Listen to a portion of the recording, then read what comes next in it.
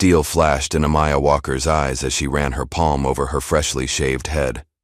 The laughter of Brett Carson and his cronies still rang in her ears, along with the sickening sound of scissors hacking through her hair. "Welcome to Westbridge," they'd sneered, leaving her humiliated on the locker room floor. Now, in the garage-turned-war room, Amaya watched her father, retired Navy SEAL Lieutenant Commander Elijah Walker, pin photos to a tactical board. "They chose the wrong target," he said quietly, his voice carrying the weight of missions in territories most Americans couldn't find on a map. Westbridge Prep had rules. The elite stayed on top, outsiders knew their place, and no one challenged the status quo. But Amaya and her father played by different rules. She fingered the military dog tags around her neck and nodded. Brett Carson thought he'd broken her spirit. Instead, he'd activated 16 years of combat training and a warrior's resolve that would bring his entire kingdom crashing down. Just before we get back to it, I'd love to know where you're watching from today, and if you're enjoying these stories, make sure you're subscribed, because tomorrow's special episode is one you definitely don't want to miss. The modest two-story house on Maple Street stood out among its neighbors, not because of its appearance, but because of who now lived inside. The moving truck had barely pulled away when 16-year-old Amaya Walker stepped onto the porch, taking in the pristine lawns and identical mailboxes of Westbridge Estates. "So this is suburbia," Amaya said, tucking a strand of her long, natural hair behind her ear. "It's quiet." Behind her, Lieutenant Commander Elijah Walker set down a heavy box labeled kitchen and joined his daughter. His broad shoulders and military posture contrasted with the softness in his eyes when he looked at Amaya. "Too quiet for you?" he asked, the corner of his mouth lifting slightly. Amaya shrugged. "Just different. I'm used to hearing the ocean." Their previous home near the naval base had been their anchor for years. But after Elijah's retirement and the death of his wife, Amaya's mother, during his last mission abroad, they needed a fresh start. Westbridge, with its highly rated schools and low crime rate, seemed perfect on paper. "You'll adjust," Elijah said, squeezing her shoulder. "We both will." The next morning, Amaya stood in front of Westbridge Preparatory Academy, an imposing brick building with ivy-covered walls and a history dating back to 1892, according to the plaque near the entrance. Students streamed past her, some casting curious glances her way, others pretending not to notice her at all. Taking a deep breath, Amaya walked through the front doors. The hallways were a blur of activity, students at lockers, teachers hurrying to classrooms, maintenance staff mopping floors. As she made her way to the administration office, Amaya couldn't help but notice the whispers that followed her. "Is she new? I heard her dad's military or something. Diversity scholarship probably." Amaya kept her head high, remembering her father's words from that morning. "Remember who you are, Amaya. A Walker never shows weakness." In the principal's office, Mrs. Harrison, a thin woman with platinum blonde hair pulled into a severe bun, handed Amaya her schedule. "Westbridge Prep has a proud tradition of excellence," Mrs. Harrison said, her smile not quite reaching her eyes. "We expect all our students to uphold that tradition." "Yes, ma'am," Amaya replied, meeting the principal's gaze steadily. Mrs. Harrison's eyebrows rose slightly. "Your father's military background shows in your manners. That's refreshing." Amaya's first classes passed in a haze of introductions and curious stares. By lunchtime, she had yet to make any real connections. She found an empty table in the cafeteria and unpacked the lunch her father had prepared, a habit he'd maintained since her elementary school days. As she ate, Amaya observed the social landscape around her. The tables seemed segregated by invisible boundaries. Athletes here, drama kids there, honor students in the corner. And at the center of it all was a table of students who radiated confidence and privilege. A tall boy with sandy blonde hair sat at the head of that table, his arm draped casually around a pretty girl with straight copper hair. He caught Amaya looking and smirked, whispering something to his friends that made them laugh. "That's Brett Carson," said a voice beside Amaya. A girl with curly brown hair and kind eyes slid into the seat across from her. "I'm Grace, by the way," Grace Thompson. Amaya Walker, Amaya replied, grateful for the friendly face. Brett's dad is the mayor, Grace explained. And Brett's the quarterback, so he basically owns the school. Or thinks he does anyway. And the girl with him? Lexi Parker, his on-again, off-again girlfriend. She's not on the cheer squad anymore.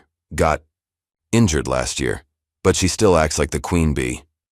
After lunch, Amaya noticed a flyer for cheer tryouts posted on the activities board.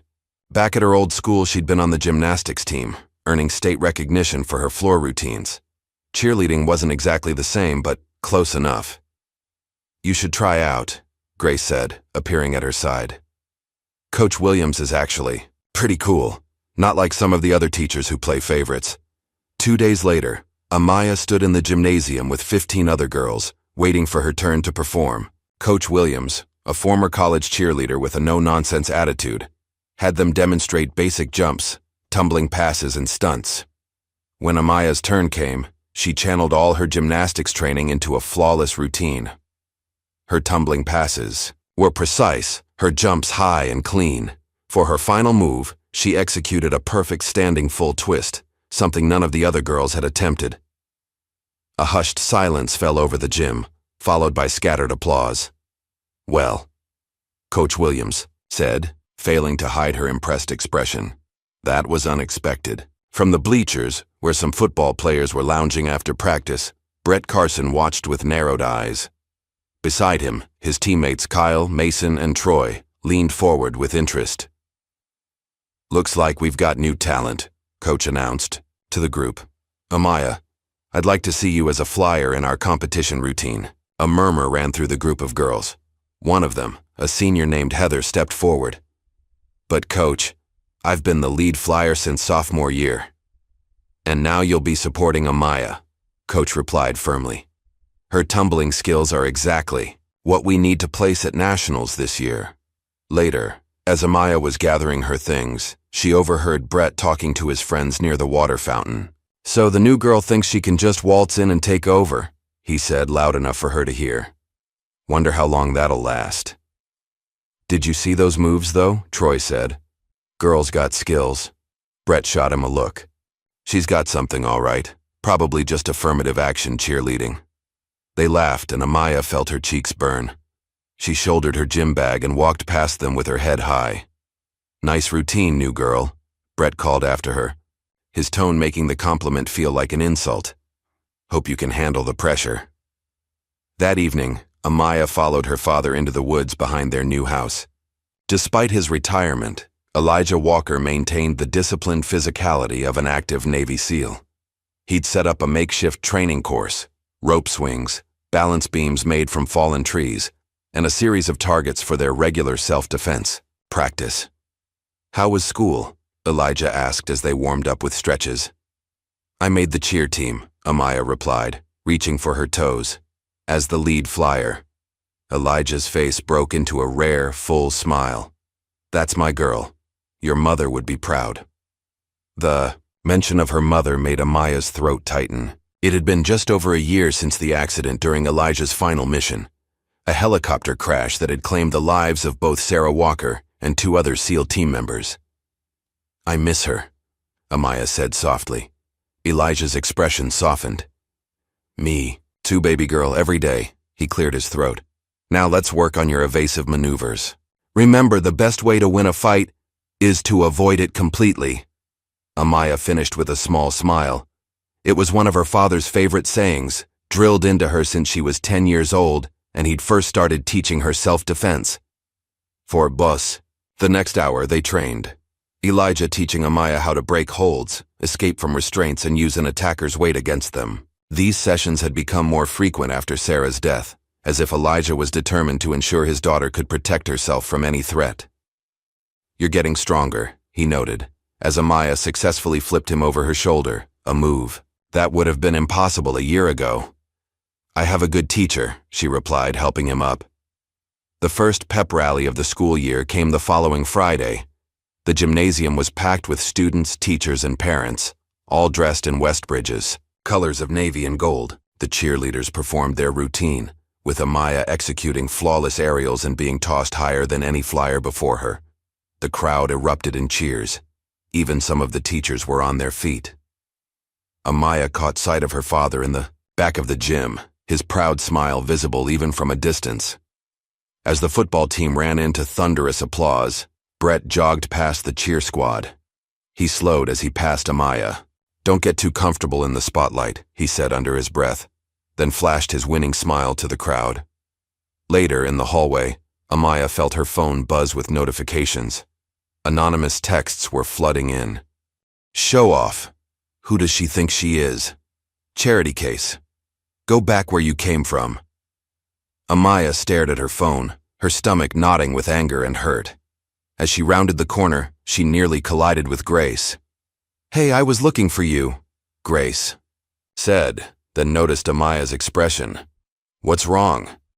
Wordlessly, Amaya showed her the texts. Grace's face fell. "I'm so sorry.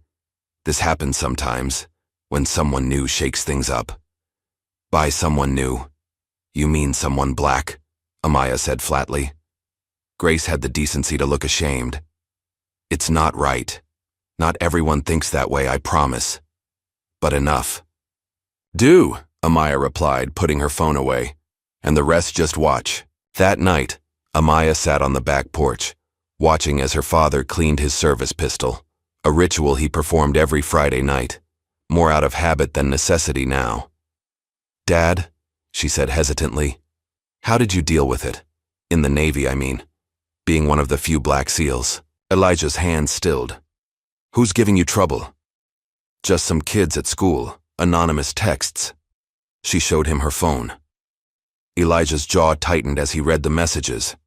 For a moment, Amaya saw a flash of the warrior her father had been, still was, underneath the calm exterior he maintained. "Listen to me," he said, setting the gun aside. "People fear what they don't understand, and sometimes that fear makes them cruel."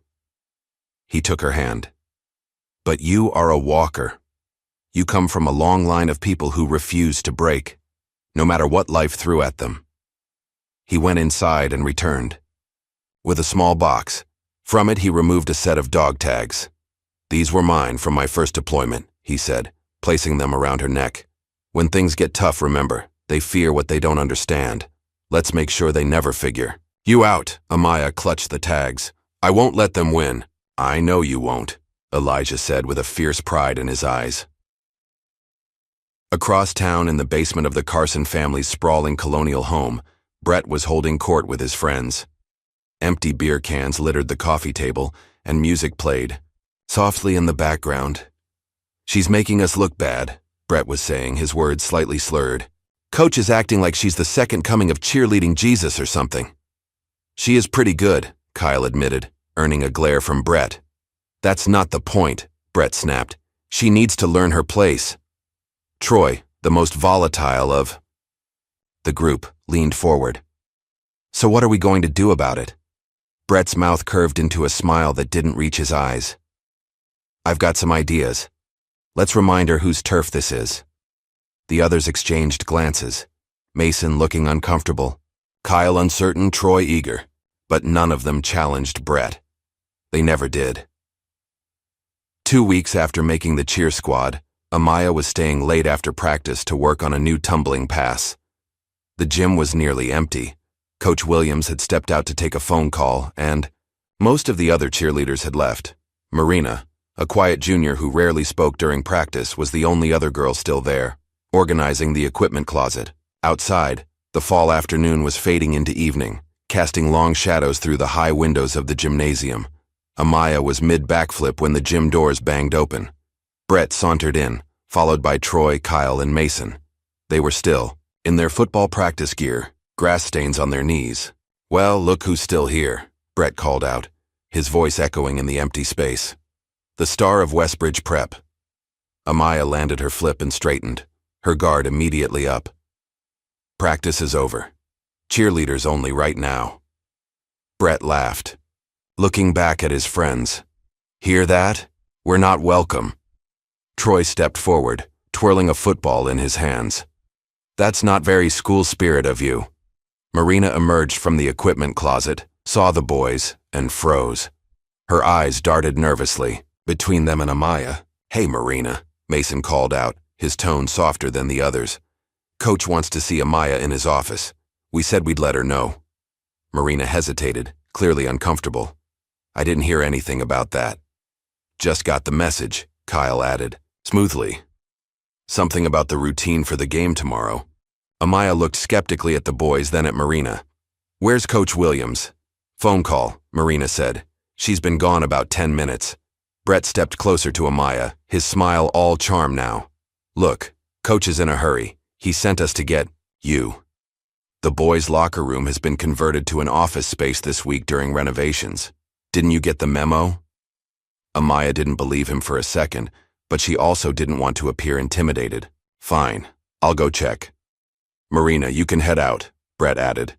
"We'll make sure Amaya finds her way." Marina looked torn, her eyes meeting Amaya's briefly before she nodded. "Okay. See you tomorrow, Amaya." As Marina gathered her things and left, Amaya felt a flicker of unease, but she squared her shoulders and followed Brett toward the locker rooms, maintaining a careful distance. "So, new girl," Brett said as they walked.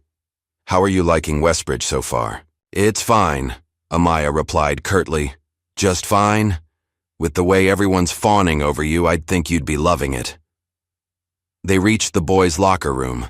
Brett pushed the door open and gestured for her to enter. Amaya hesitated at the threshold. "Ladies first," Brett said with a mocking bow. "I'm not going in there," Amaya said firmly. "If Coach wants to see me, he can find me in the gym." Brett's friendly facade dropped. "Don't be difficult. We're just trying to help." Amaya turned to leave, but Troy and Kyle had moved to block her path. The hallway was empty, the sounds of the school distant and muffled. "Move," Amaya said, her voice steady despite the fear beginning to creep up her spine. Instead, Troy grabbed her arm.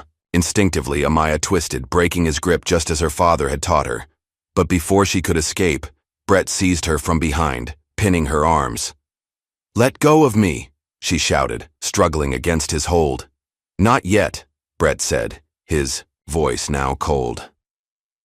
"First, we need to have a chat about respect and tradition." Kyle and Mason moved to the doors, standing guard. Troy grabbed Amaya's legs as Brett wrestled her into the locker room. Despite her training, 2 against 1 left her, at a disadvantage, especially when caught by surprise. Inside, the locker room smelled of sweat and industrial cleaner. Brett forced Amaya onto a bench, keeping her pinned while Troy held her legs. Mason stood nervously by the door, looking like he wanted to be anywhere else. "What are you doing?" Amaya demanded, still fighting against their hold. Kyle approached, pulling something from his pocket. The overhead lights gleamed off the metal surface of a pair of scissors. Amaya's eyes widened. "Don't you dare." "Your hair's too distracting during routines," Brett said with mock concern. "We're just helping you with a little makeover." "The team voted," Troy added with a cruel smile. "This is a Westbridge tradition for new members who need to learn their place." Amaya knew it was a lie. She'd seen no evidence of such a tradition with any other cheerleader. This was targeted. This was personal. "Let me go, or I swear." "You'll what?" Brett interrupted. "Tell Daddy? Go ahead. By then, it'll be too late."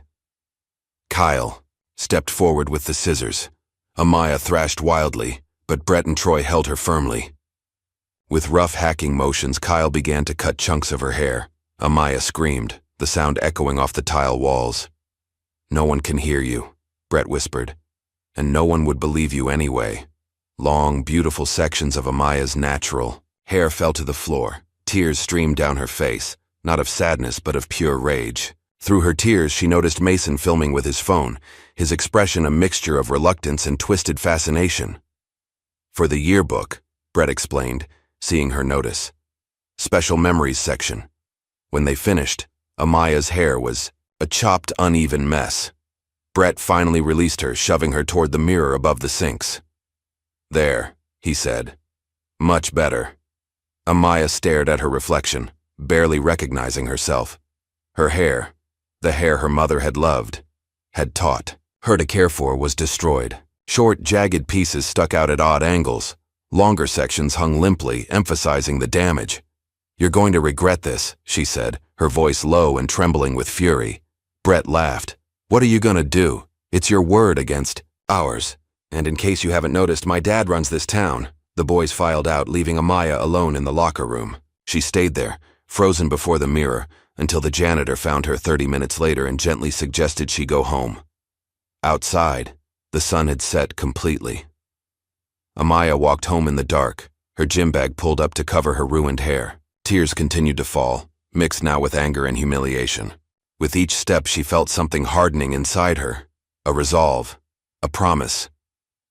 When she reached home, she slipped in through the back door, hoping to make it to her room before her father saw her. But Elijah was in the kitchen, preparing dinner. He turned as she entered, a greeting dying on his lips as he took in her appearance. "Amaya," he whispered, setting down the knife he'd been using to chop vegetables. What happened? She couldn't speak. The tears came again in a flood, and she collapsed into her father's arms, sobbing against his chest. Elijah held her tightly, one hand gently touching the ragged remains of her hair.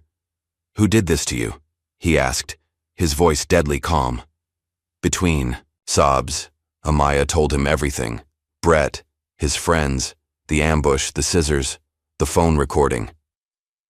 Elijah listened, his expression growing darker with each detail. When she finished, he led her to the bathroom and gently helped her wash what remained of her hair. Then, with careful hands, he tried to even out the worst of the damage. "We should call the police," Elijah said, meeting her eyes in the mirror. Amaya shook her head. "Brett's dad is the mayor. The police chief plays golf with him every Sunday. You think they'll take my side?" Elijah's jaw clenched. "Then we go to the school." "And say what?" "They have a video that they've probably already edited to make it look like a joke, like I agreed to it." She turned to face her father, her eyes red but dry now. "No, I need to handle this my way." "Amaya." "You've been training me since I was 10, Dad," she interrupted. "You taught me to defend myself, to be strong. But what good is any of that if I can't use it when it matters?" Elijah was quiet for a long moment. Finally, he nodded. "You'll decide how this ends, but when you're ready, we fight smart." The next day, Amaya stayed home from school. She couldn't face the stares, the whispers, the inevitable video that would be circulating. Instead, she sat in her bedroom, staring at her phone as notifications flooded in. A Snapchat video was making the rounds, her screaming in the locker room, but with the sound distorted to make it seem like she was laughing. The caption read, "New girl's initiation, welcome to Westbridge." Texts from unknown numbers continued to pour in. "Nice haircut. Guess you're not so special now. Go back to where you came from, psycho." One text, however, stood out. It was from Grace. "I heard what happened.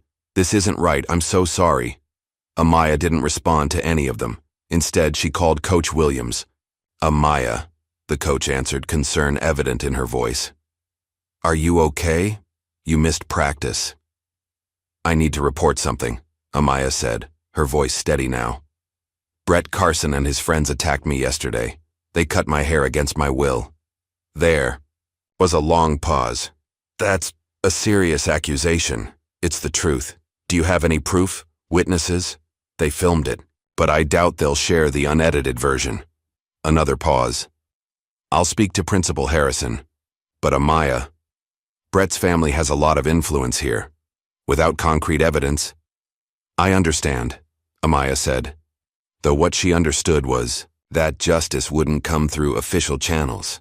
After hanging up, Amaya went to find her father. He was in the garage, setting up what looked like a war room, maps of the town pinned to a corkboard, a whiteboard with names written in his precise handwriting, and several electronic devices she didn't recognize. "Dad?" Elijah turned. "I've been thinking about what you said, about fighting smart." He gestured to the setup. "This is how SEALs prepare for an operation. We gather intelligence, identify weak points, and plan for every contingency." Amaya stepped closer, examining the board. Brett's name was at the top, with Kyle, Troy, and Mason branching off from it. Below them were other names, teachers, school board members, the principal. "What is all this?" "The battlefield," Elijah replied. You can't win a war if you don't know the terrain or the enemy. For the first time since the attack, Amaya felt a spark of hope. Teach me. Elijah's expression was grim but determined. First. Lesson: in war you need evidence, documentation, proof. He pulled out a small device from a box labeled surveillance. This, he said, is how we start. That evening, Elijah shared a memory from his SEAL days, a mission where bad intelligence had nearly cost his entire unit their lives.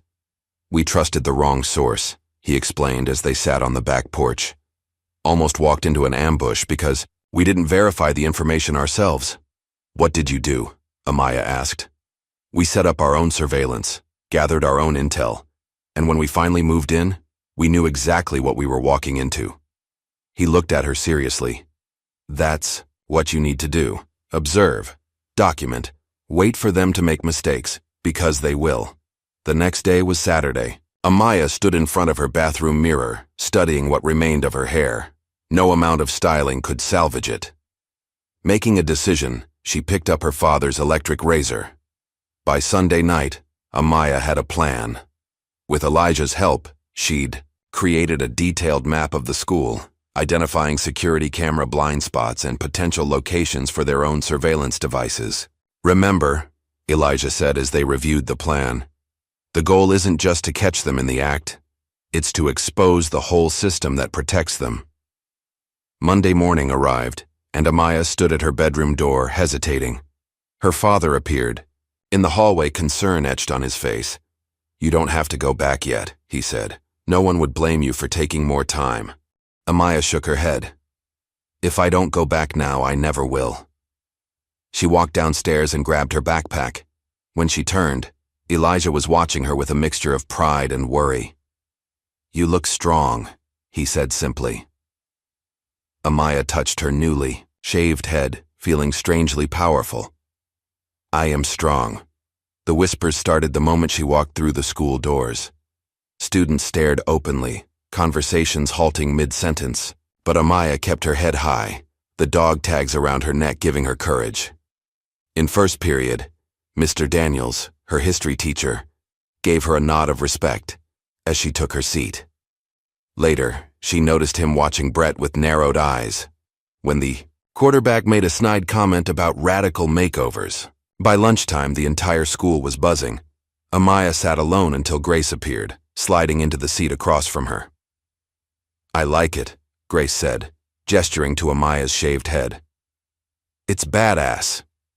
Thanks, Amaya replied, a small smile breaking through her serious expression. I heard what happened, Grace continued, lowering her voice. Everyone's talking about it, but most people think it was some kind of hazing that you agreed to. It wasn't.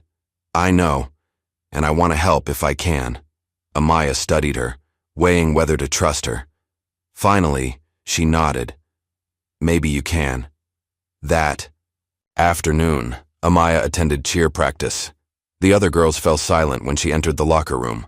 Coach Williams approached her immediately. Amaya, I spoke with Principal Harrison about your accusation. And? Coach sighed. She says without witnesses or concrete evidence, there's nothing she can do. It would be your word against theirs. I understand, Amaya said, her voice cool. Is there a problem with me continuing on the squad? No, of course not, as long as you feel comfortable. I do. The practice was tense at first, but as Amaya performed her routines with even more precision and power than before, the mood shifted. By the end, several of the girls were complimenting her new look and the fierce energy she brought to the performance. After practice, Marina approached her tentatively. I'm sorry about what happened, she whispered. I should have stayed with you that day. It's not your fault, Amaya replied. Marina glanced around nervously. I'm dating Mason. He told me what they did. He feels terrible, but not terrible enough to come forward. Marina looked away. He's afraid of Brett. We all are. Amaya touched the dog tags around her neck. Not me. Not anymore. That Friday, at the pep rally, Amaya performed with a new intensity. Her tumbling passes were flawless, her stunts breathtaking. The crowd roared with approval, drowning out the few jeers from Brett's loyal supporters. As she finished the routine, Amaya locked eyes with Brett in the front row of the bleachers. His smirk had been replaced by a scowl of disbelief. "This isn't over," he mouthed at her. Amaya allowed herself a small smile. "I know," she mouthed back. But what Brett didn't know was that the game had changed, and this time, Amaya was making the rules. In the stands, Elijah watched with fierce pride as his daughter transformed her pain into power. He knew the road ahead would be difficult, but he also knew Amaya was ready. The battle had just begun. The Sunday after the pep rally, Amaya and her father sat at the kitchen table surrounded by small devices that looked like tiny cameras and microphones. "These are surveillance units," Elijah explained, showing her how to activate them. "Military grade, but modified for civilian use. They're motion activated and can record up to 12 hours of footage." Amaya picked one up, examining the nearly invisible lens. "And these are legal?" "In public spaces, yes," Elijah said. "The locker rooms are trickier. We'll need to be careful about placement there. Hallways are fair game." They spent the afternoon planning what Elijah called Operation Reveal Them. By nightfall, they had mapped out the school's layout, identifying optimal locations for their surveillance. "Remember," Elijah said as they prepared for bed, "this isn't just about catching them doing something wrong. It's about exposing the pattern, showing that this wasn't an isolated incident." The next morning, Amaya arrived at school early, her backpack containing 3 of the tiny cameras. She moved with purpose, slipping one device into a vent near Brett's locker, another behind a trophy case in the main hallway, and the third, after carefully checking for witnesses, on a high shelf in the boys' locker room entrance. As she finished placing the final camera, a voice behind her made her jump. "What are you doing?" Amaya spun around to find Marina watching her with curious eyes. "Nothing," Amaya said quickly, adjusting her backpack. "Just looking for something I dropped." Marina didn't seem convinced. She glanced at the shelf, then back at Amaya. "I saw what they did to you," she said quietly. "The real version, not the one they're showing everyone." Amaya stiffened. "What do you mean?" "Mason showed me the video before they edited it. I heard you screaming, saw them holding you down." Marina's eyes filled with tears. "I should have stayed that day. I knew something was wrong." "Why are you telling me this now?" Marina looked around nervously. "Because I'm tired of being scared. And because—" She hesitated. "Because they've done this before. Not exactly this, but similar things. To other girls, to kids they think don't belong." Amaya studied her, weighing whether to trust her. "Are you willing to say that officially? To Principal Harrison?" Marina's face paled. "I can't. Mason would—" "What? Break up with you? Is that really worse than letting them hurt more people?" Marina looked away. "You don't understand. It's not just about Mason. Brett's dad is the mayor. His family controls everything in this town. They could make life impossible for my family. My dad works for the city." Amaya felt her anger rising but forced herself to stay calm. Getting angry at Marina wouldn't help. "What if you didn't have to say anything officially? What if there was another way you could help?" "What do you mean?" "You date Mason. You hear things, see things. All I'm asking is that you keep your eyes and ears open." Marina hesitated, then nodded. "I can do that. And I'm sorry, Amaya. For what it's worth, I think what you're doing is brave." After Marina left, Amaya felt a small spark of hope. Maybe she wasn't as alone in this fight as she'd thought. Throughout the week, Amaya collected footage from the cameras, carefully reviewing each recording with her father in their makeshift war room. Most of it was mundane, students chatting, walking to class, complaining about homework, but occasionally they caught glimpses of Brett and his friends talking in hushed tones, looking over their shoulders. "They're nervous," Elijah observed. "Good. Nervous people make mistakes." On Thursday, Amaya was surprised when Lexi Parker approached her after school. Lexi, Brett's on-again, off-again girlfriend, had mostly ignored Amaya since her arrival at Westbridge. Can we talk? Lexi asked, glancing around to make sure no one was watching. Amaya nodded, and they walked to a quiet corner of the campus. I heard what Brett did to you, Lexi said without preamble. The real story, not the BS version everyone's talking about. And I've seen him do things like this before.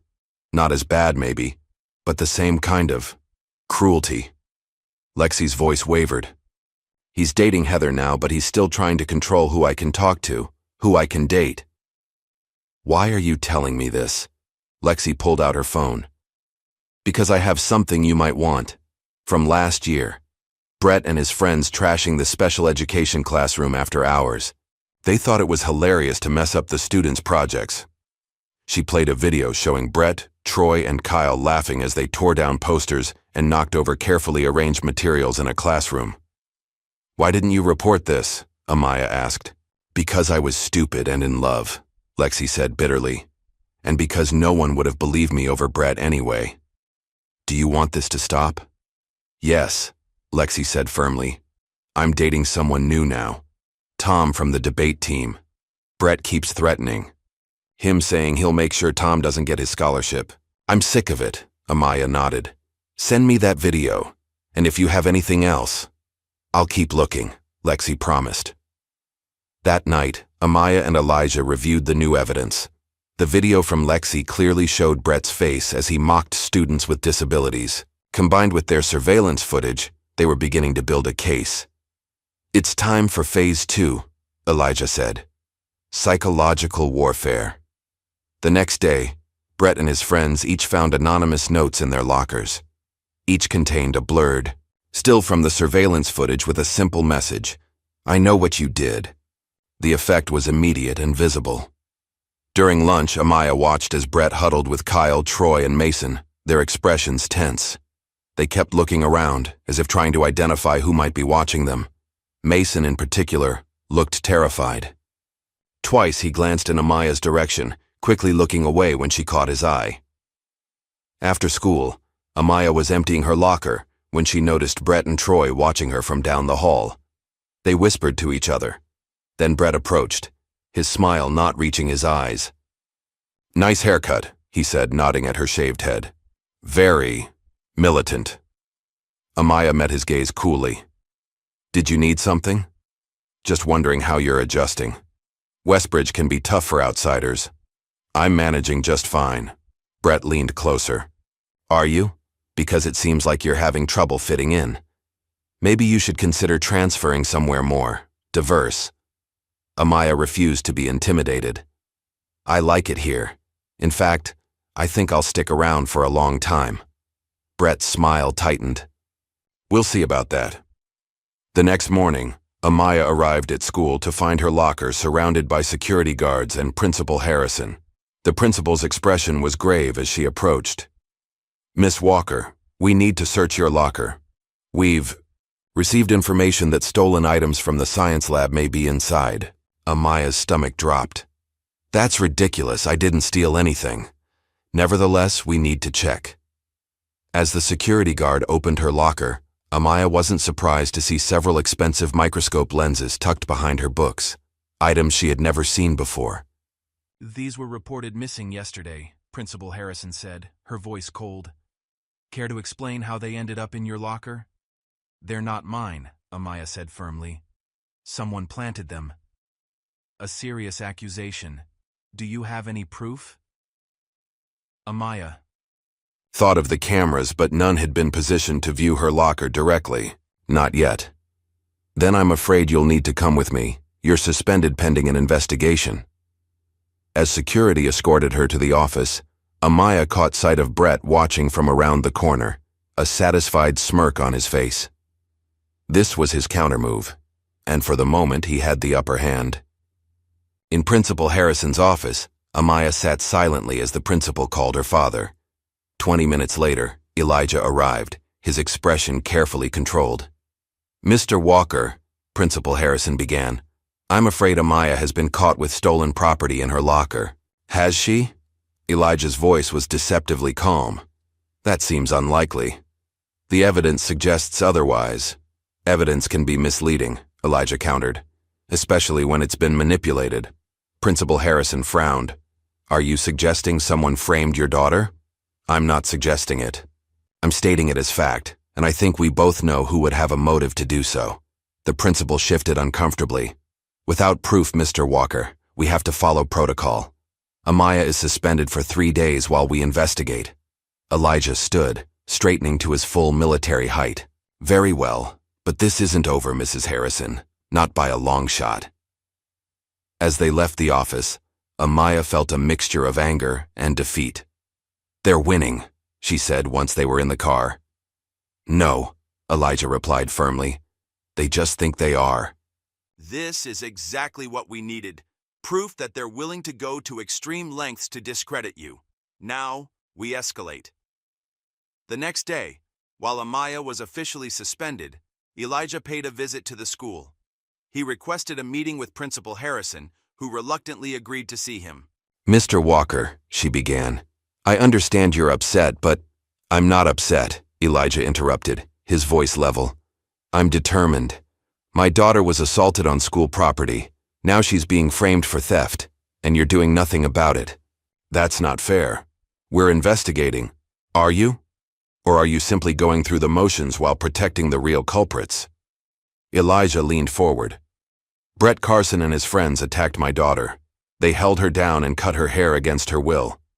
And instead of protecting her, this school is punishing her for being victimized. Principal Harrison's face tightened. Those are serious accusations, Mr. Walker, but without concrete evidence, evidence can be arranged, Elijah said quietly. I'm giving you one chance to do the right thing. Launch a real investigation. Suspend Brett and his friends pending that investigation.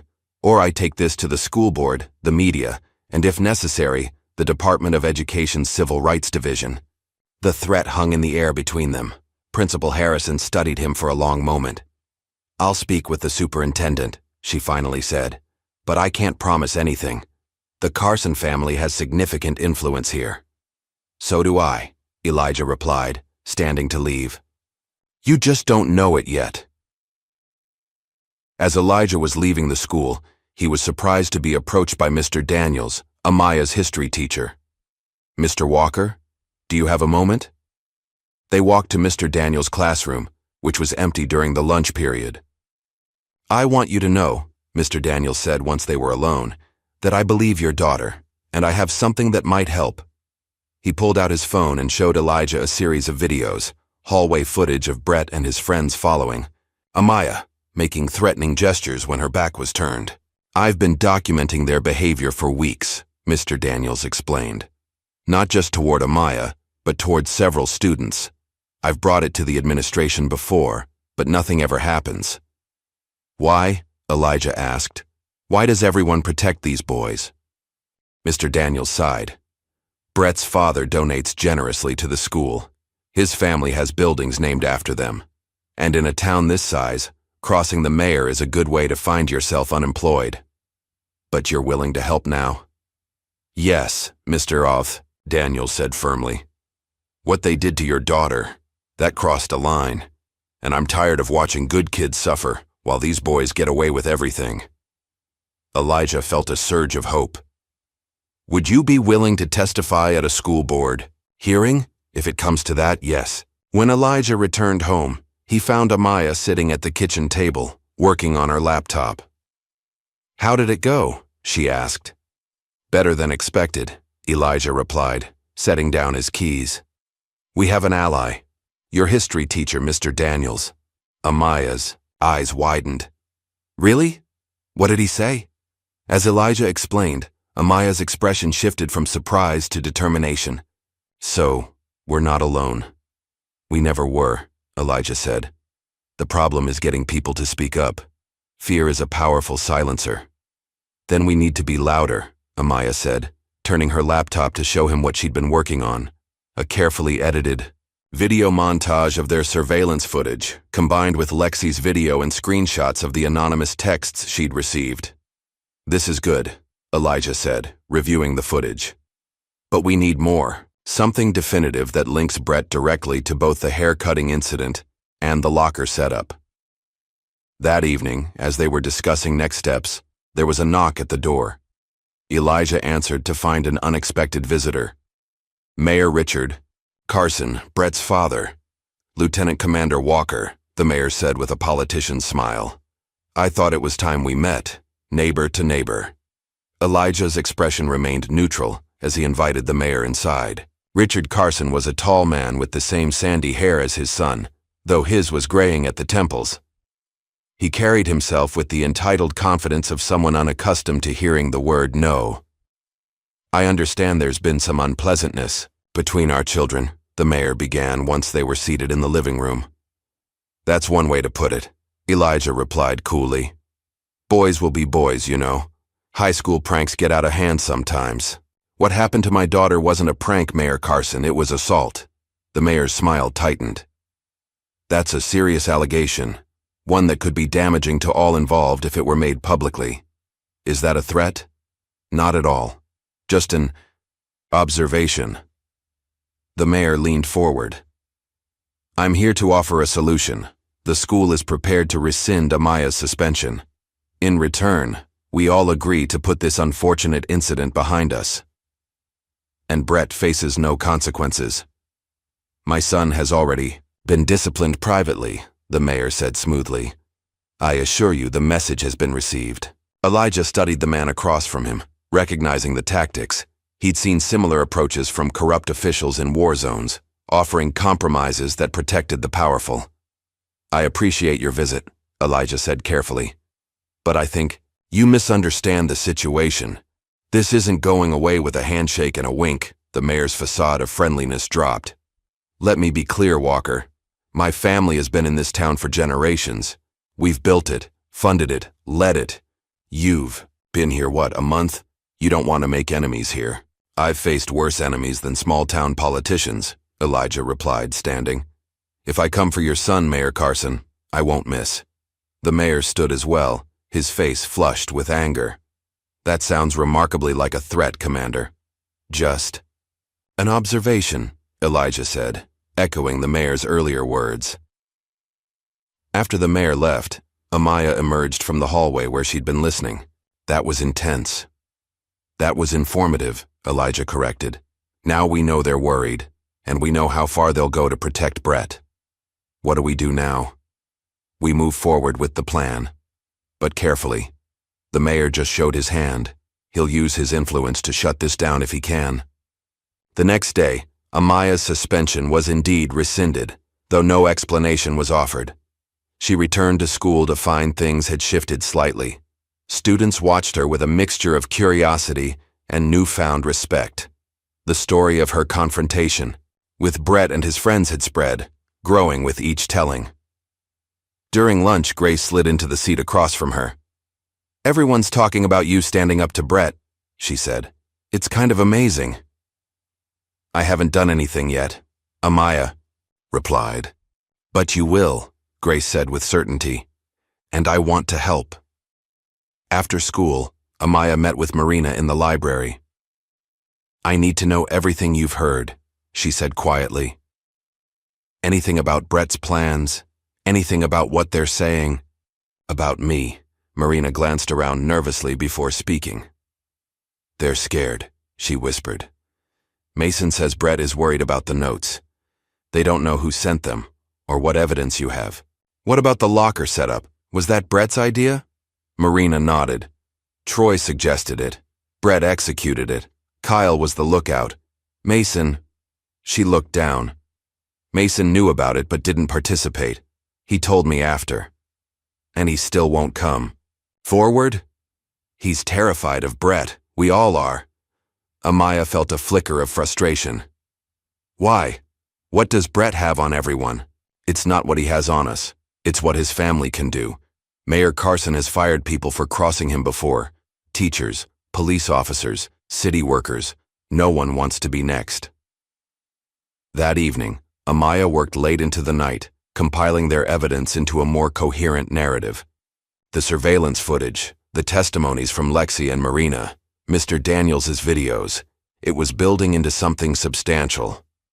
When she finally went to bed, Amaya felt a sense of progress. The tide was beginning to turn. The breakthrough came, unexpectedly.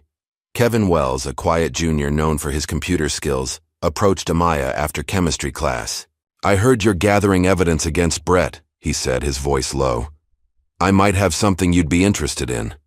Amaya regarded him warily. "What kind of something?" "A private chat, Signal app. Brett and his friends plus some other elite students. They call it the Legacy Group." "How do you know about it?" Kevin looked embarrassed. I may have found a way to access Troy's phone remotely when he asked me to fix his laptop. He wasn't exactly careful with his passwords. Is that legal? Technically? No. But neither is what they did to you." Amaya considered this. "What's in this chat?" "Everything. Videos of hazing rituals, screenshots of test answers they've stolen, plans for parties where they spike drinks, and..." Kevin hesitated.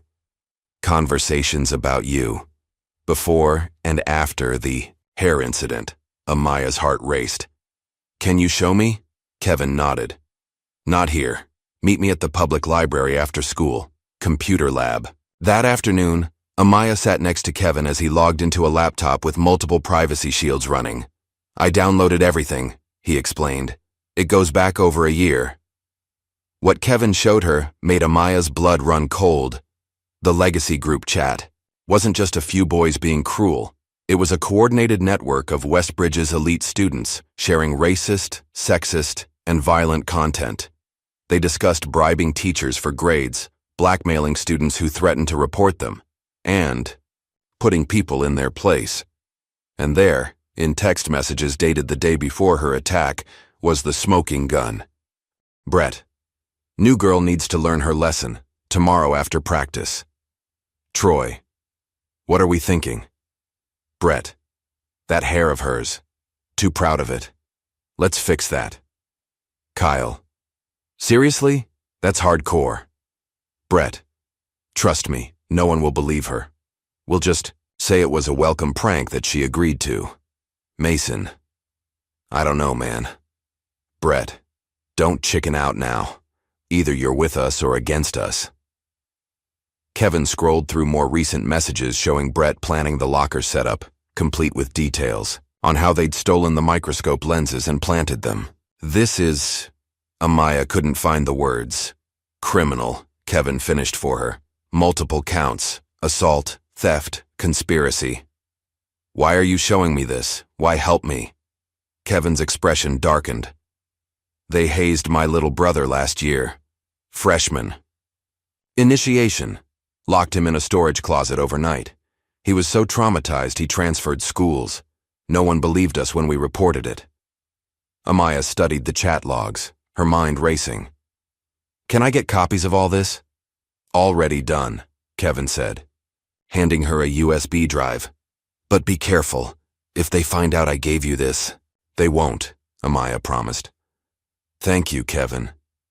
That night, Amaya showed everything to her father. Elijah reviewed the chat logs with growing anger. "This is it," he said finally. "This is what we needed." "But Amaya..." He looked at her seriously. "If you use this, they'll come after you hard. The mayor, the school, Brett and his friends, they'll all see you as a threat to their way of life." Amaya touched the dog tags around her neck, thinking of her mother, of all the people who had been silenced by fear. "Then let them," she said firmly. The next day at school, Amaya noticed a shift in Lexi's behavior. Usually confident and outspoken, Brett's ex-girlfriend was quiet, withdrawn. After their last class, Amaya found Lexi alone in the bathroom, crying. "What happened?" Amaya asked. Lexi looked up, her eyes red and swollen. "I went to a party last night. Brett was there with Heather. He saw me talking to Tom and just lost it. Started saying horrible things, pushed Tom against a wall." "Did he hurt you?" Lexi hesitated, then pulled up her sleeve to reveal finger-shaped bruises on her arm. "He grabbed me when I tried to intervene. Said if I didn't control myself, he'd make sure everyone saw some photos he has from when we were dating." Amaya felt a surge of anger. "That's blackmail." "That's Brett," Lexi said bitterly. "I ended up drinking too much, trying to forget. Tom took me home. My parents are furious. Lexi, this has to stop. Brett needs to face consequences. How? No one stands up to him. I am, Amaya said, and I could use your help. Would you be willing to testify about what he did? Not just to me, but to you too? Lexi looked terrified at the thought. I can't. Those photos. What if you could do it anonymously at first, just a written statement? After a moment, Lexi nodded slowly. I could do that. But Brett can never know it was me. He won't, Amaya promised, though she wasn't entirely sure she could keep that promise. Later that day, Amaya found a folded piece of paper in her locker.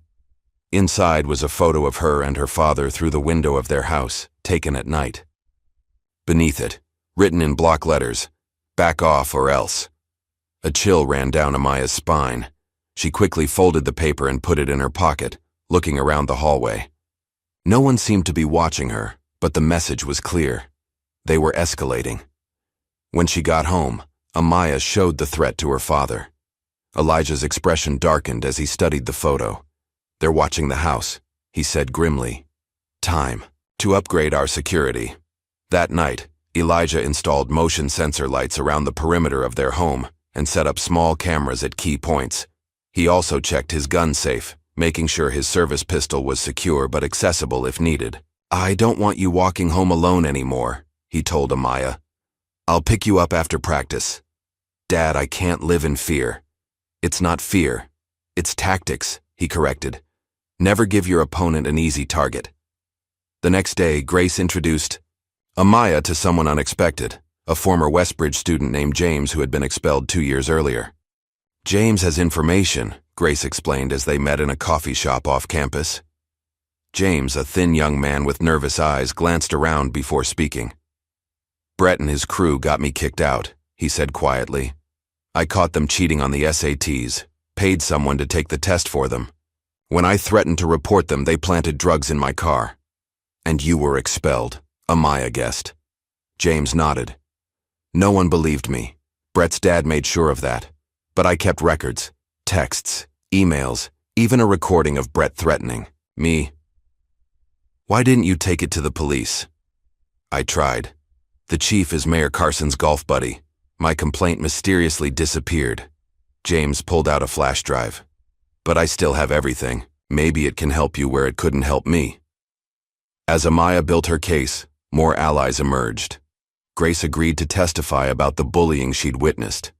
Marina, finding courage in numbers, said she would come forward about what Mason had told her. Even Kevin offered to explain how he discovered the signal chat.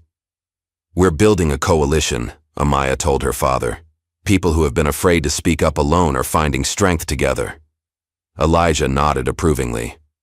That's how real change happens. Not one hero, but many people standing together. With Kevin's help, Amaya gained access to the school's archived files. What they found was damning. Dozens of deleted complaints filed against Brett and other elite students over the past 5 years. Incidents ranging from vandalism to sexual harassment, all mysteriously resolved without disciplinary action. They've been covering for these kids for years, Kevin said as they reviewed the files in the public library. It's like a system designed to protect the privileged. Then we dismantle the system, Amaya replied. That weekend, an anonymous video appeared on Instagram and TikTok titled, "This is what the honor students of Westbridge do when the cameras are off." The heavily edited video showed Brett and his friends vandalizing the special education classroom, followed by clips of them mocking other students, planning hazing rituals, and bragging about getting away with everything because of their parents' influence. No faces were shown clearly, but the voices were unmistakable. The video went viral overnight. By Monday morning, it had over 50,000 views and was being shared by students across the district. Parents were calling the school demanding answers. Local news vans parked outside Westbridge Prep. Principal Harrison called an emergency assembly, where she urged students not to share unverified content and promised a full investigation. But the damage was done. Public opinion was shifting. Mayor Carson held a press conference denying any wrongdoing by his son and calling the video a malicious attempt to smear fine young men with bright futures. But his usual confidence seemed shaken. Brett and his friends walked the halls like hunted animals, suspicious of everyone, snapping at each other. Their once solid group was fracturing under pressure. "It's working," Grace told Amaya as they watched Brett argue with Troy near the cafeteria. "They're turning on each other." That night, Amaya stayed late at school to help set up for a pep rally. It was nearly 8 p.m. when she finished, the campus dark and mostly deserted. As she walked to the parking lot where her father was waiting, she heard footsteps behind her. Before she could turn, someone grabbed her from behind, a hand clamping over her mouth. Another figure appeared in front of her, wearing a ski mask. A third waited by a car with the engine running. "You think you're so smart," a muffled voice hissed in her ear. "Time to learn what happens to people who cross us." But Amaya wasn't the same girl who had been ambushed in the locker room. This time, she was ready. As her attacker dragged her toward the car, she went limp, dropping her weight suddenly. The move, taught by her father, caught her assailant off guard. In the split second his grip loosened, Amaya drove her elbow back into his solar plexus. The man grunted in pain, releasing her. The second attacker lunged forward, but Amaya was already moving. She ducked under his reach and delivered a palm strike to his nose, followed by a sweep kick that took his legs out from under him. As he fell, she heard a sickening crack, his wrist breaking as he tried to catch himself. The third man was already running toward her. Amaya stood her ground, center of gravity low, just as Elijah had taught her. When the attacker reached her, she used his momentum against him, redirecting his charge and sending him sprawling across the asphalt. Her first attacker had recovered and was coming at her again. Amaya reached into her pocket and pulled out the small canister of pepper spray her father had insisted she carry. One quick spray, and the man fell back, howling in pain. The third attacker scrambled to his feet and fled toward the waiting car. The second remained on the ground, clutching his broken wrist. The first was still blind from the pepper spray, staggering in circles. As the car peeled away, something fell from the second attacker's pocket. Amaya moved quickly to pick it up, a school board identification badge. The name on it read, Roger Kessler, board member. She looked down at the masked man still writhing in pain on the ground. "Who sent you?" she demanded, though she already knew the answer. The man said nothing, but as sirens approached, someone must have called the police. He struggled to his feet and limped away into the darkness. Elijah's car screeched into the parking lot and he leapt out, running to Amaya. "Are you hurt?" he asked, checking her for injuries. "I'm okay," she assured him, then held up the badge. "But I think we just caught a much bigger fish than Brett Carson." As the police arrived, Amaya realized the battle had changed. This wasn't just about a high school bully anymore.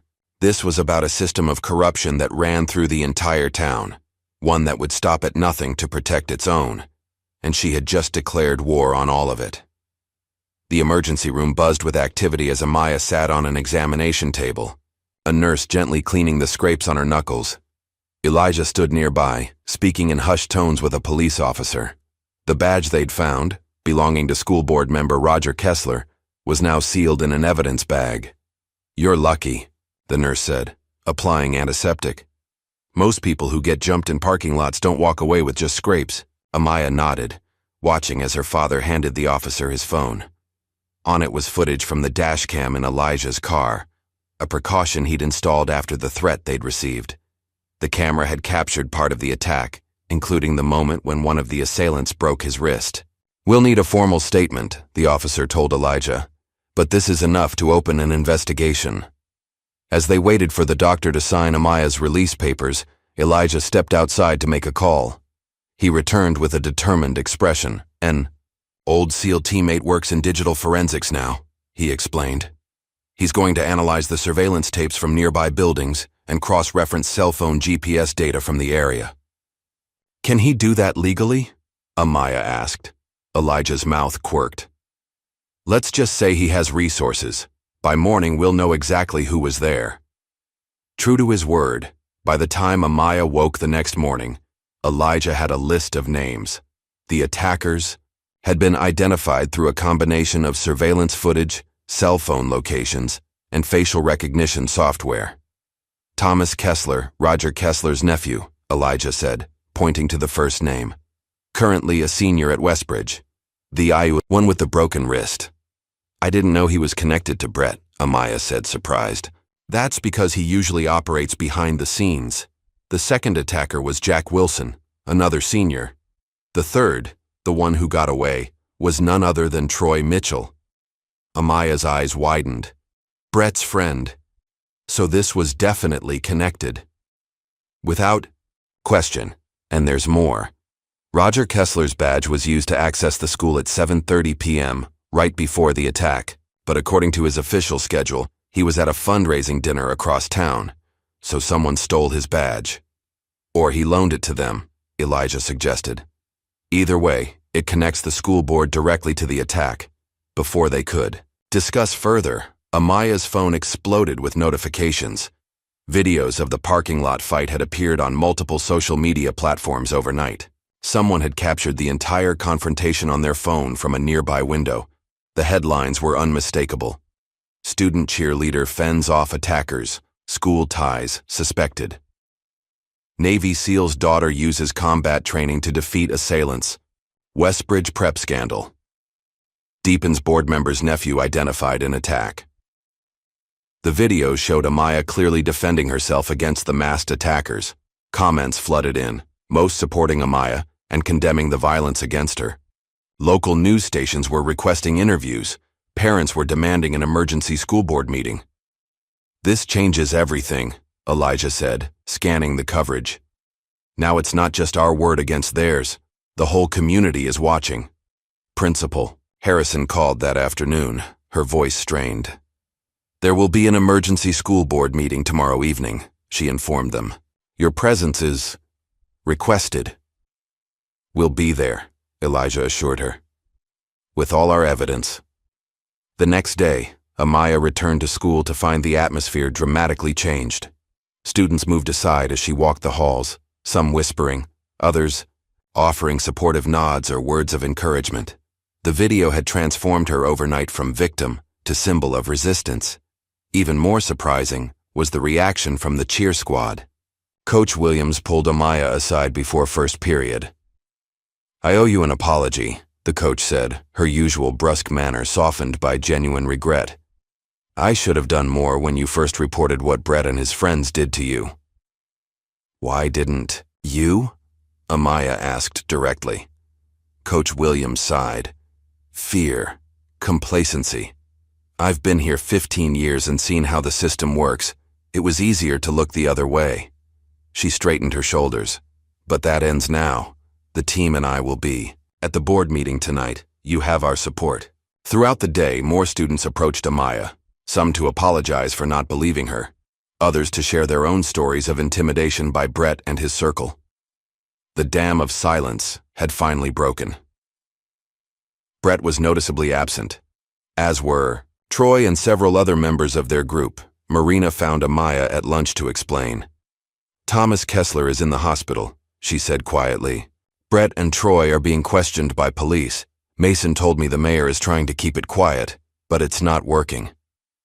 That evening, the school auditorium was packed for the emergency board meeting. Rows of seats were filled with students, parents, teachers, and community members. Local news cameras lined the back wall. At the front, the school board members sat behind a long table, their expressions grave. Roger Kessler's seat was conspicuously empty. When Amaya and Elijah entered, a hush fell over the crowd, followed by a wave of whispers. They took their seats in the front row, directly facing the board.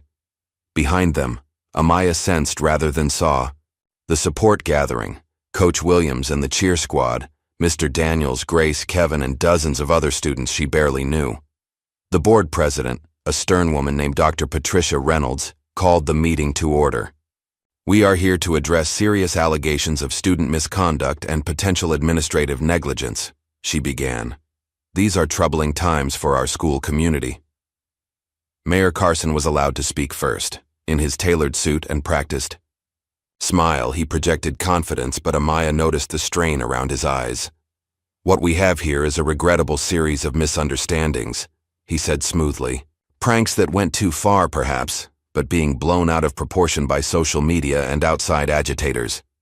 Murmurs of dissent rippled through the crowd. Dr. Reynolds silenced them with a raised hand. "Ms. Walker," she said, turning to Amaya, "you have requested time to present your perspective. The floor is yours." Amaya stood, feeling all eyes on her. She had prepared for this moment, rehearsing with her father, but now that it was here, her mouth felt dry. She touched the dog tags around her neck and took a deep breath. 3 months ago, I moved to Westbridge with my father after his retirement. "From the Navy SEALs," she began.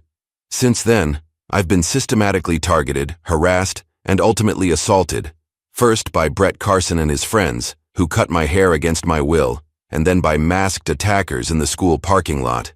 Her voice gained strength as she continued, detailing the escalating pattern of bullying, the school's failure to intervene, and the evidence they had gathered. When she mentioned the school board badge found at the scene of the attack, gasps echoed through the auditorium. "But this isn't just about me," Amaya said, her gaze sweeping the room. "This is about a system that has protected certain students at the expense of everyone else. A system that values donations over dignity, influence over integrity." She nodded to Kevin, who activated a laptop connected to the auditorium's projection system.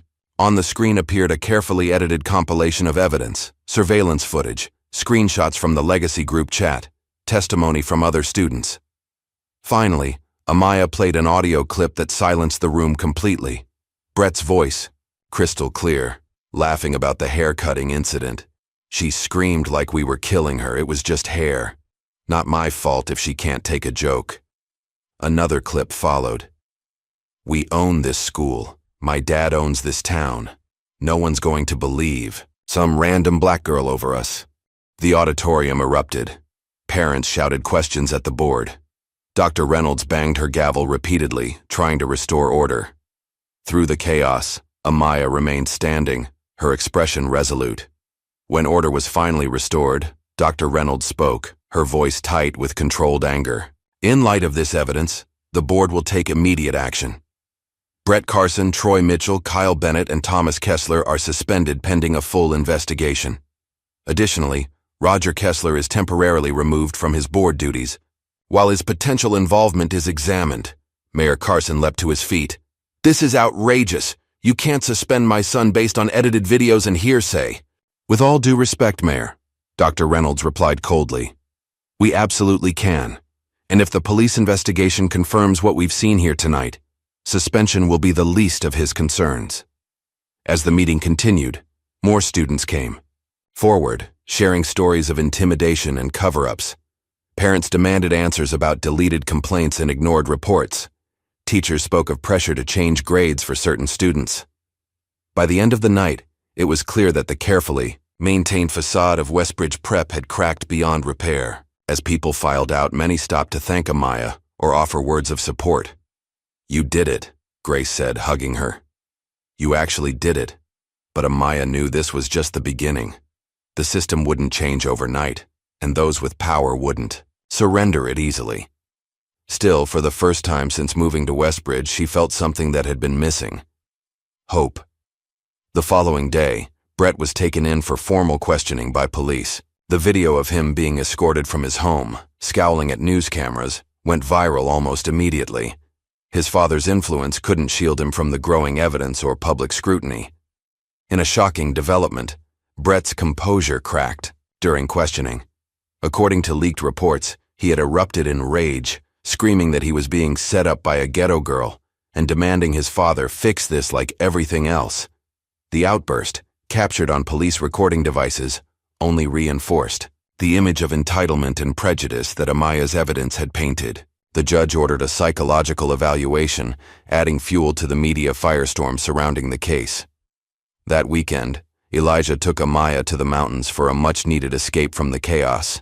They hiked to a remote clearing where Elijah had set up a small training area, a reminder of their backyard sessions but with the added peace of nature surrounding them. "How are you holding up?" he asked as they practiced meditation techniques he'd learned during his SEAL training. "I'm okay," Amaya said, her eyes closed as she focused on her breathing. "Sometimes it feels overwhelming. All the attention, the Interviews, the people looking to me as some kind of symbol. That's the burden of leadership, Elijah said quietly.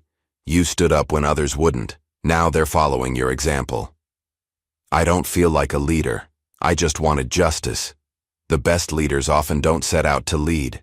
They simply stand for what's right and others follow. As they continued their training, Amaya found her mind drifting to thoughts of her mother. The anniversary of her death was approaching, a wound still fresh for both of them.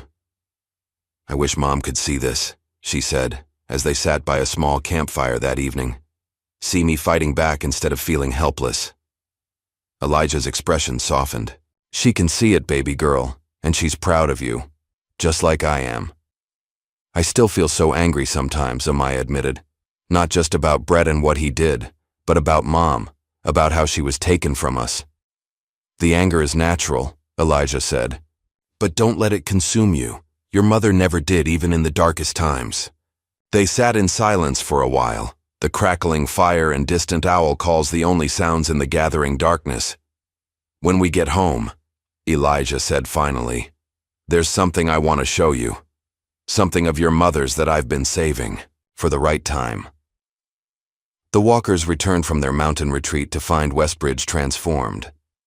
Yellow Justice for Amaya ribbons adorned trees and lampposts throughout town. Local businesses displayed signs supporting school reform. The community that had once silently enabled Brett's behavior was now loudly condemning it. But the most significant change awaited them at home. A formal letter from the Department of Justice's Civil Rights Division announcing an investigation into systemic racism and student abuse at Westbridge Preparatory Academy. How did this happen? Amaya asked, reading the letter with wide eyes. I may have sent our evidence to a former SEAL teammate who now works at the DOJ, Elijah admitted with a small smile. But they wouldn't be here if the claims weren't credible. The following week, federal investigators arrived at the school. Principal Harrison was placed on administrative leave while they examined records, interviewed students and staff, and reviewed the mountain of evidence that had emerged since Amaya's case became public. Local news reported that several staff members had resigned rather than face questioning. Board member Roger Kessler had stepped down entirely, citing health concerns, but fooling no one. At a televised community hearing, Elijah was asked to testify about his daughter's experience. He stood before the crowded chamber, his military, bearing evidence as he spoke. I've served this country in some of the most dangerous places on earth, he began. I've faced enemy fire, survived ambushes, and completed missions most people couldn't imagine. But nothing prepared me for the helplessness of watching my daughter suffer while those in power looked the other way. The room was silent as he continued, describing the systematic failure of the school and town leadership to protect not just Amaya, but countless other students who had been victimized over the years. If we can face war zones to protect America's future, he concluded, his voice ringing with conviction, we sure as hell can face a school board to protect our children. The applause was deafening. Even hardened reporters wiped away tears. Amaya, watching from the front row, had never been prouder to be Elijah Walker's daughter. Marina's testimony came next, hesitant at first, then increasingly confident as she detailed what she knew about Brett's actions and Mason's involvement. I was afraid, she admitted. We all were. Brett and his friends made it clear what happened to people who crossed them. She paused, gathering courage. But I'm more afraid of what happens if we stay silent, if we let this continue. After the hearing, Marina approached Amaya in the hallway. Mason wants to talk to you, she said. He's ready to come forward about everything. Mason's testimony proved crucial.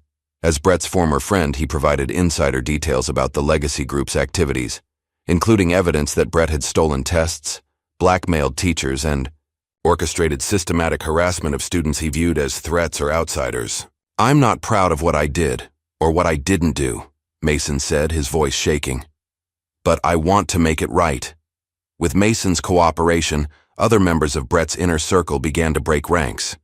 Kyle admitted to his role in the haircutting incident, claiming he'd been afraid of becoming a target himself if he refused. Several athletes came forward with stories of hazing rituals they'd been forced to participate in, or risk losing their positions on teams. The cascade of revelations led to a special town hall meeting where Amaya was invited to speak. The auditorium was even more packed than it had been for the school board meeting, with television cameras broadcasting the event live across the region. Amaya stood at the podium, taking in the sea of faces, many supportive, some curious, a few still hostile. She thought of how far she'd come from that first day at Westbridge, afraid but determined not to show it. When Brett Carson and his friends attacked me, she began, they thought they were erasing me, putting me in my place, teaching me a lesson. She touched her now growing hair, the short crop a reminder of what she'd endured. Instead, they sharpened me. They made me into the weapon that would ultimately expose them. The crowd listened in rapt silence as she described not just her own experience, but the larger system of privilege and protection that had enabled such behavior for generations. This isn't just about holding a few boys accountable, she said. It's about dismantling the structures that taught them they were untouchable in the first place. Her speech was shared millions of times on social media. National morning shows requested interviews. Overnight, Amaya Walker became more than a local story. She was a symbol of resistance against entrenched systems of power and privilege. Mayor Carson's downfall came swiftly after federal investigators uncovered evidence of bribes, hush money, and obstruction of justice. Emails revealed his direct intervention in multiple cases involving his son and other elite students, including pressure on the police department to drop investigations and on the school to alter records. In a terse press conference, the mayor announced his resignation, claiming he wanted to focus on his family during this difficult time. But everyone knew the truth. The FBI was closing in, and he was cutting a deal. Brett's trial became a media spectacle. Despite his father's best efforts to shield him, the evidence was overwhelming. The unedited video of the haircutting attack, testimonies from multiple witnesses, and Brett's own incriminating messages left little room for doubt. What shocked the community most, however, were the additional revelations that emerged during the proceedings. A hidden camera ring in the girls' locker room, a fight club operating out of an abandoned warehouse, systematic theft of test answers, distributed to favored students. When the judge announced the verdict, guilty on all counts, Brett's carefully maintained facade finally shattered completely. He screamed obscenities as officers led him away, his final words to Amaya a chilling promise. "This isn't over." But for all practical purposes, it was. Brett was sentenced to 18 months in juvenile detention, with additional community service and mandatory counseling. Troy and Kyle received lesser sentences but similar requirements. Thomas Kessler faced separate charges for the parking lot attack. The school underwent a complete leadership overhaul. Principal Harrison resigned rather than face termination. The school board was dissolved and reconstituted with strict new ethics guidelines. Most significantly, a new principal was appointed, Dr. Sophia Washington, a woman of color with a background in restorative justice and a zero-tolerance policy for bullying. Throughout the tumult, Amaya maintained her position on the cheer squad. Coach Williams, one of the few staff members to keep her job, had become a fierce advocate for change within the athletic department. As the state cheerleading championships approached, Amaya threw herself into practice, finding solace in the discipline and teamwork required. The squad, now free from Brett's toxic influence, rallied around her with genuine support. The night before the competition, Elijah finally showed Amaya what he'd mentioned during their mountain retreat, a letter from her mother, written shortly before her death and sealed in an envelope marked, "For Amaya, when she needs it most." With trembling hands, Amaya opened it, recognizing her mother's elegant handwriting. "My dearest Amaya, if you're reading this, it means you're facing something that's testing your strength and spirit. Your father and I always knew you would face challenges, some because of who you are, others because of a world that isn't always kind or fair. Remember this, you come from warriors, not just your father with his medals and missions, but generations of strong women who fought battles without recognition or fanfare. Our daughter will be a warrior, I told your father. Show her how to fight, but also how to heal. Teach her that true strength isn't about dominating others, but about standing firm in your truth, even when the world tries to silence you. Whatever battle you're fighting now, Know that I am with you in the curl of your hair, in the set of your jaw, in the fire of your spirit. You are never alone, with endless love and pride, Mom. Tears streamed down Amaya's face as she clutched the letter. Elijah put his arm around her, his own eyes glistening. She knew, Amaya whispered. Somehow, she knew I'd need this. Your mother always saw further than the rest of us, Elijah said softly. It's what made her special. It's what makes you special, too.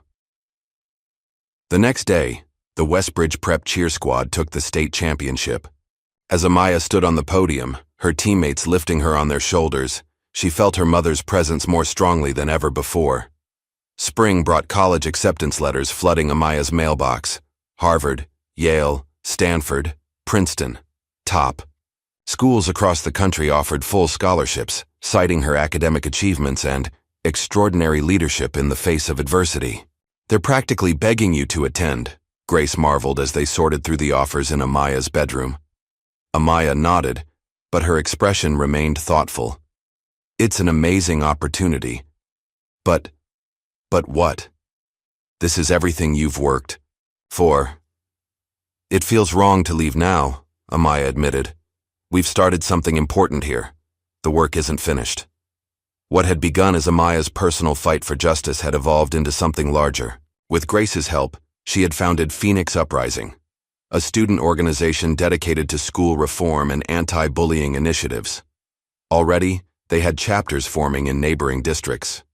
You could do even more with a degree from Harvard, Grace pointed out. Think bigger picture. Maybe, Amaya conceded. I just need time to think about it. That decision became more complicated when a new threat emerged. An anonymous online group calling itself Legacy Watch began targeting Phoenix Uprising members with harassment and threats. Their profile picture was a phoenix being shot down by an arrow, a clear message aimed at Amaya's organization. Kevin discovered the group first, tracking their activities across platforms. It's a collection of expelled students and Brett's supporters, he reported during an emergency meeting at Amaya's house. They're angry about the changes at school and blaming you for ruining their futures. The harassment escalated quickly. Phoenix Uprising's social media accounts were flooded with hateful comments. Members received anonymous threats. Then came the most personal attack. Amaya's private texts, family photos, and personal information were leaked online. How did they get this? She asked Kevin, horrified at seeing private conversations with her father and friends exposed for anyone to see. Someone got into your accounts, Kevin said grimly. They're good, using sophisticated methods to hide their tracks. But I'm better. For a brief, dark moment, Amaya considered quitting, deleting Phoenix Uprising, accepting a scholarship to a distant college, leaving Westbridge and its troubles behind. The constant battle was exhausting. But then Grace, Marina, and Kevin showed up at her door one evening, determined expressions on their faces. We're not letting them win, Grace declared. Not after everything we've fought for. Marina nodded. We've secured all our accounts with better protection. Kevin's tracking their IP addresses. And we've got your back, Kevin added. Always. Their unwavering support reignited Amaya's determination. She might have started this fight alone, but she wasn't alone anymore. The next major test came at the school's New Beginnings Gala, a fundraiser organized by the new administration to support diversity initiatives and anti-bullying programs. Amaya attended as the guest of honor, wearing a sleek silver dress that complemented her now stylish short hair. The event was masked, a nod to the tradition of spring masquerades at Westbridge. As Amaya mingled with supporters, a tall figure, in a black mask, approached her. Quite the achievement, the stranger said, his voice vaguely familiar. Turning the whole town upside down in less than a year. It was overdue for a shakeup, Amaya replied, trying to place the voice. My brother thought so too, right before you destroyed him. Amaya tensed, suddenly recognizing the speaker, Alan Carson, Brett's older brother, who had recently returned to town after serving time for drug charges.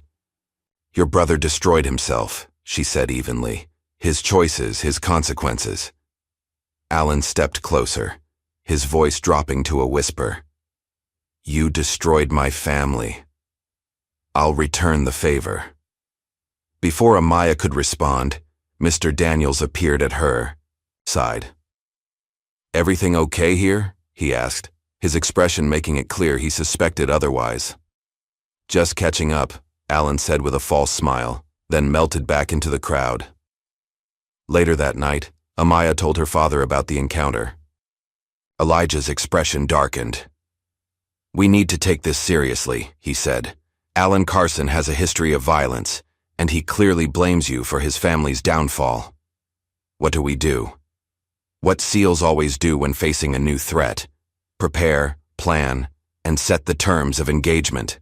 Together, they crafted what Elijah called their final mission, a digital sting operation designed to identify and expose the members of Legacy Watch. With Kevin's technical expertise, they created decoy accounts and planted false information that only someone monitoring Amaya's communications would find. The trap worked perfectly. Within days, they had identified multiple members of Legacy Watch, including Alan Carson as the ringleader. More surprisingly, they discovered that Roger Kessler, the former board member, had been funding the group's activities. When they took their evidence to the FBI agents still investigating corruption in Westbridge, the response was swift. Alan Carson and Roger Kessler were arrested for cyberstalking, harassment, and conspiracy. The remaining members of Legacy Watch scattered, their anonymous protection shattered. The story made national headlines again. Phoenix rises. How a high. School student dismantled 2 generations of corruption. Digital warrior. Amaya Walker exposes cyberbullying ring led by disgraced mayor's son. SEAL training pays off. Father-daughter team trap online harassers. In the aftermath, Amaya finally made her decision. She accepted Stanford's offer, close enough to visit home regularly, but far enough to start fresh. More importantly, she created a virtual network to continue her advocacy work, naming it Walker Protocol in honor of her father's training. "It's not just about Westbridge anymore," she explained to Elijah as they discussed her plans. "This problem exists everywhere. We need to create a system that can be implemented in any school, any community." Elijah nodded, pride evident in his eyes. "Your mother would be so proud of the woman you've become." In a gesture that shocked Amaya, the town council voted to rename the street leading to Westbridge Prep as Walker Way, honoring both Elijah's military service and Amaya's courage in standing up to injustice. The school itself underwent a symbolic transformation as well. The gymnasium, once dominated by trophies won by Brett and his teammates, now featured a mural of a phoenix rising from ashes, with Amaya's quote beneath it, "They tried to erase me. Instead, they sharpened me." At the final pep rally of the year, Principal Washington invited Amaya to the stage along with everyone who had helped expose the truth: Marina, Grace, Kevin, Lexi, Mr. Daniels, and others who had found their voices along the way. "These students and teachers remind us that courage isn't the absence of fear," Principal Washington told the assembly. "It's the decision that something else is more important than fear." From the bleachers, Elijah watched with quiet pride. His daughter had transformed from a new girl afraid to show weakness into a leader who had changed an entire community. The cost had been high, but the victory was undeniable. As the sun set on Amaya's last day at Westbridge, she found herself on the school roof, a quiet spot she'd discovered during her darkest days. The town spread out below her, peaceful in the golden light. She heard footsteps and turned to see a freshman girl she didn't recognize approach hesitantly. "You're her, right?" the girl asked. "The girl who fought back?" Amaya smiled, thinking of all she had endured and overcome. "That's one way to put it.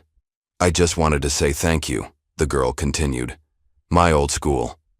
I had problems like yours, but knowing what you did here, it gave me courage to start over." As they talked, Amaya realized this was her true legacy. Not the renamed street, or the mural, or even Phoenix Uprising, but the courage she had inspired in others to stand up for themselves. When the girl left, Amaya remained on the roof, watching the stars appear one by one. She touched the dog tag still hanging around her neck, thinking of her mother's letter and her father's lessons. Strength isn't just how loud you shout. she whispered to the night sky. It's how far your silence carries. Below, the lights of Westbridge twinkled like fallen stars, no longer representing a system of fear and silence, but the beginning of something new. A community finding its voice, one brave truth at a time. What would you have done if faced with such injustice?